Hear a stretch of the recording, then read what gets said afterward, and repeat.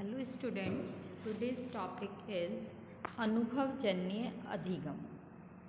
अनुभवजन्य अधिगम एक शिक्षा प्रक्रिया है जिसमें अनुभव के माध्यम से व्यक्ति को शिक्षित किया जाता है। अनुभवजन्य अधिगम सक्रिय अध्ययन जैसे अभिनय द्वारा सीखना, साहसिक कार्य द्वारा सीखना, स्वतंत्र रूप से चयन करके सीखना आदि संबंधित विषय हैं, लेकिन ये इसके पर्याय नहीं हैं।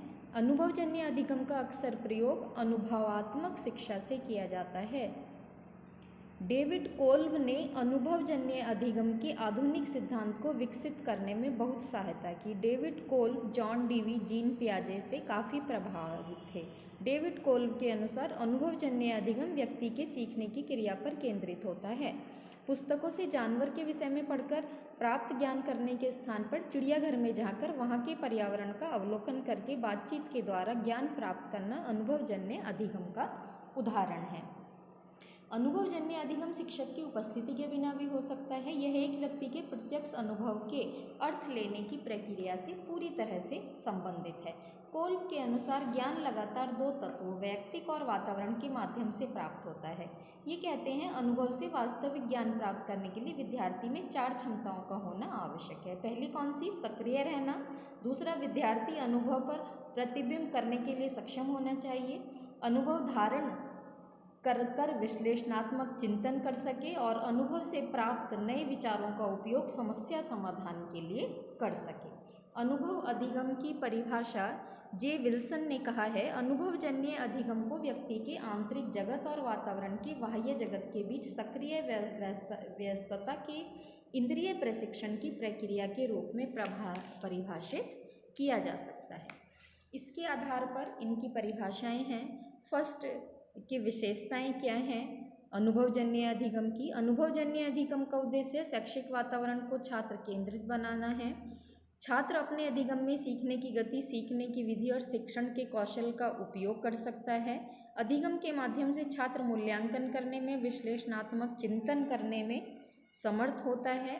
अनुभवजन्य अधिगम के द्वारा शिक्षक छात्रों के ज्ञान को सुगम बनाते हैं। अनुभवजन्य अधिगम में अनुभव छात्रों को मिलकर काम करने, सहयोग के साथ आदि गुण विकसित होते हैं और प्रश्नों के द्वारा स्पष्टीकरण छात्र प्राप्त करते हैं। जो टीचर ने कहा केवल वही वो स्वीकार नहीं करते, प्रश्न पूछकर उसका उत्तर प्राप्त करके मूल्यांकन करते हैं।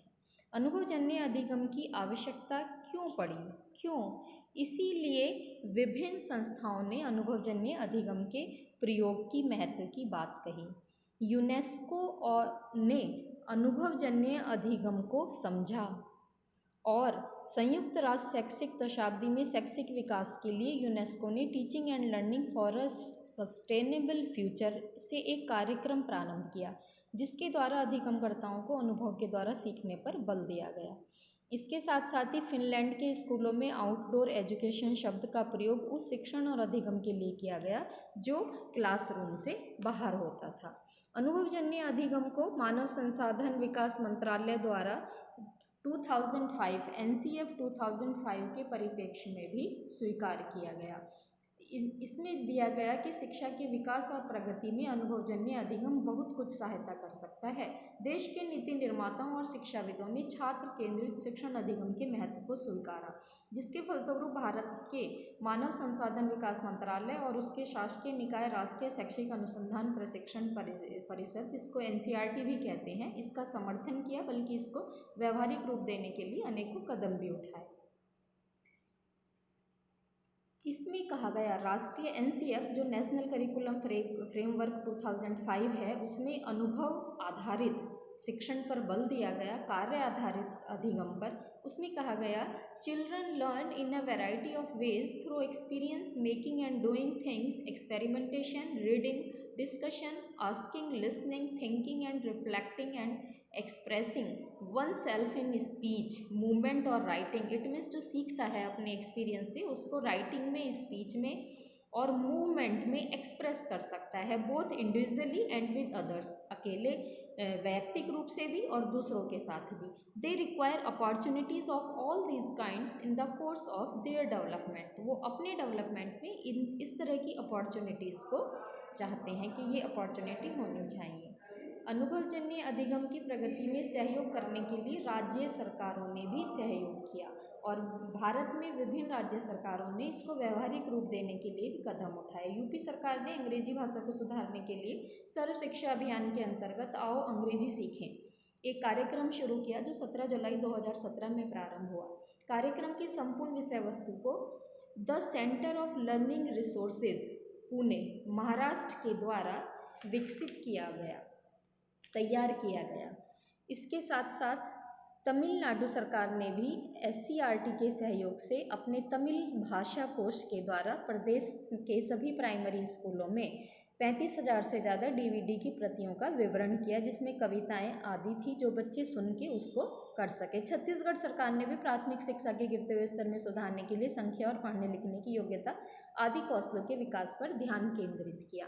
नागालैंड सरकार ने भी राज्य सरकार के विद्यालयों के क्रिया एवं योग्यता अधिगम कार्यक्रम का समर्थन किया और उसमें सहयोग किया।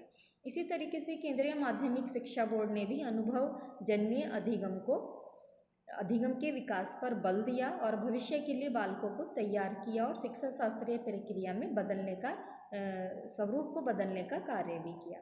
इस बदलाव में सक्रिय और अनुभवजन्य अधिगम पर विशेष बल दिया गया। CBSE ने शिक्षक प्रशिक्षण के लिए अनुभवजन्य अधिगम पर भी बल दिया। अनुभवजन्य अधिगम के परिप्रेक्ष्य में शैक्षिक चिंतकों ने भी अपने विचार प्रस्तुत किए। उनमें स्वामी विवेकानंद, J. कृष्णमूर्ति, गिजुभाई बधेका, महात्मा गांधी आदि महत्वपूर्ण हैं।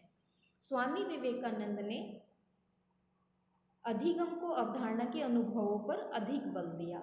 उसने कहा कि तुमको जीवन के प्रत्येक क्षेत्र में व्यवहारिक बनना पड़ेगा, केवल सिद्धांतों से काम नहीं चलेगा, सिद्धांतों के ढेर से शिक्षा का विकास नहीं होगा। रविन्द्रनाथ टैगोर ने भी कार्य आधारित शिक्षा पर बल दिया और सभी इंद्रियों के विकास पर वो बल देना चाहते थे। कृष्णमूर्ति ने शिक्षा का कार्य बालकों में उद्यमता का विकास करना है, जिससे बालक आविष्कार करे, खोज करे और शोध करने में समर्थ हो सके। गिजुभाई बधेका ने पुस्तक प्रधान शिक्षण विधियों का विरोध किया, स्वतंत्रता, खेल, इंद्रिय प्रशिक्षण और स्वयं करके सीखने का समर्थन किया। महात्मा गांधी ने तो कहा ही था कि मेरा शिक्षा से अभिप्राय है बालक, मनुष्य, शरीर, आत्मा, मन सर्वोत्तम गुणों का विकास करना। धन्यवाद।